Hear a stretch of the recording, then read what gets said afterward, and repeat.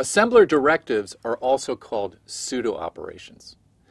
Now, unlike instructions, these are not executed by the program when it runs. They're only used by the assembler in the process of translating your assembly language program into machine code. Now, these look like instructions, but they start with a dot, and that's how we know that they're directives rather than instructions. Now, here's a table of the LC3 assembler directives. The first is .org, that's the opcode, and it has an operand, which is an address. This tells us the starting address of our program.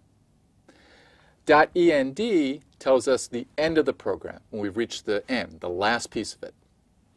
.blkw has an operand of n.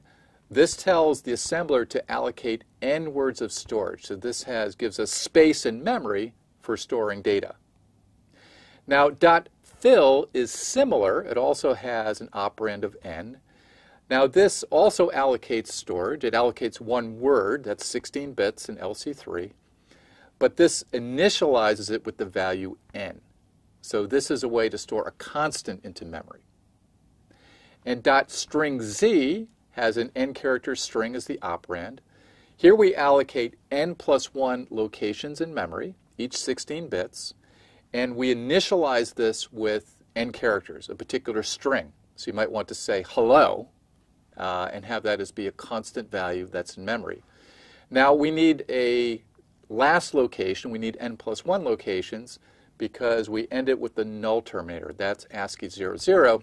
That tells us when we're at the end of our string. Now, if you remember trap instructions, we had a code for each type of trap. Now, fortunately, we don't have to remember those trap codes because the LC3 assembler provides pseudo instructions for each one of them. Here's a table of the LC3 pseudo instructions for traps. The pseudo instruction in represents trap 23, and the operation is to print the prompt on the console, to read an echo back to the monitor, one character from the keyboard, and the character is stored in the rightmost 8 bits of register 0.